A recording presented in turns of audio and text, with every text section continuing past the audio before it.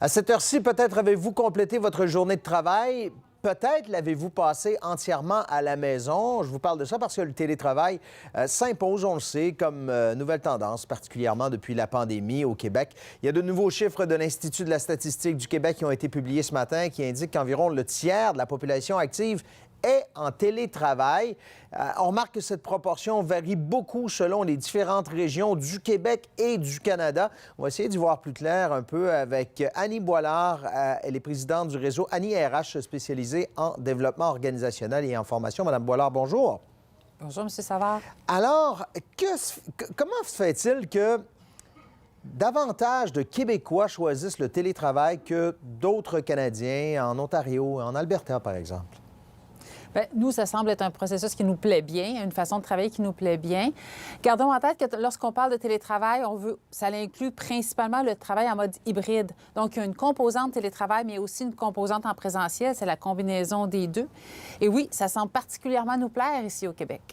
Je regardais les chiffres ce matin. Je ne pouvais pas m'empêcher de faire une corrélation entre congestion routière et télétravail. Quand on regarde les chiffres des différentes régions du Québec, on arrive à cette conclusion-là?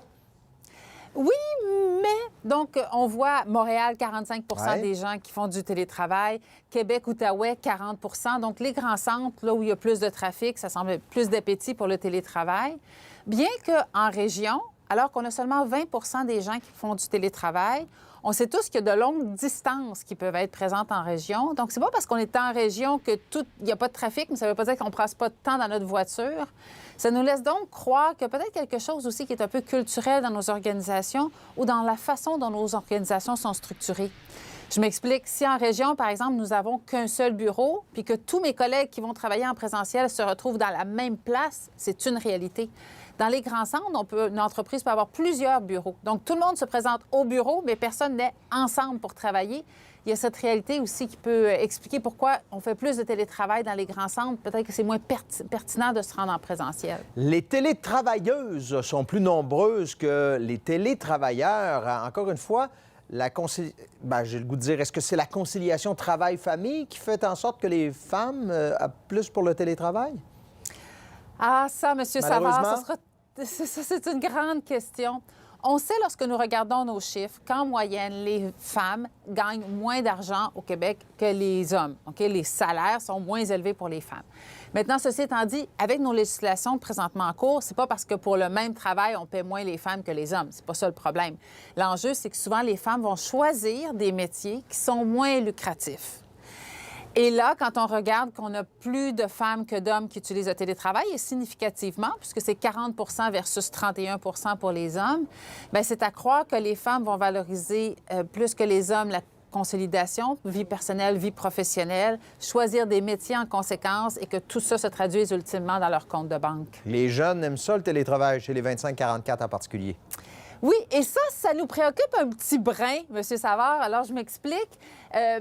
La population des gens qui aiment bien le télétravail, là, on voit du 25 ans jusqu'aux 54 ans. Pour les générations X, pour nos plus âgés, ça nous convient parce que les plus vieux, généralement, sont très bien dans le mode télétravail et travaillent en mode hybride, dans le sens où ils connaissent déjà très bien leur métier, se sont appropriés leurs outils de travail, ont déjà développé leur réseau professionnel. Donc, eux, ça a moins de coûts de télétravailler à l'occasion. Maintenant, nos plus jeunes, bon, typiquement, ce sont nos générations Z. Ces gens-là ont 27 ans et moins en 2024. C'est pas toujours coupé au couteau. Ouais. Nos Z, eux, ils aiment beaucoup le télétravail.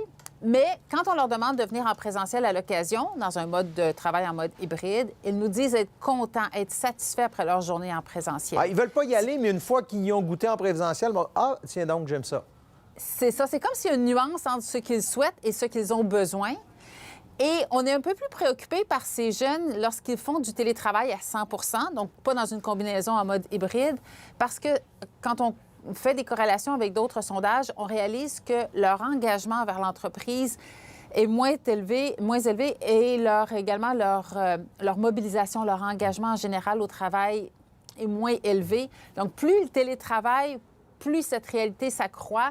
Donc, quand on voit nos jeunes qui aiment beaucoup faire du télétravail à temps plein, c'est pas nécessairement très positif. Donc, c'est moins facile pour eux que pour nos X. En tout cas, on pensait que c'était momentané que le télétravail durant la pandémie. Visiblement, c'est là pour s'installer. Puis il y a d'autres études qui ont prouvé que ça pouvait être efficace. Annie Boilard, merci beaucoup d'avoir pris le temps avec nous. Ça fait plaisir, M. Savard. Bonne journée.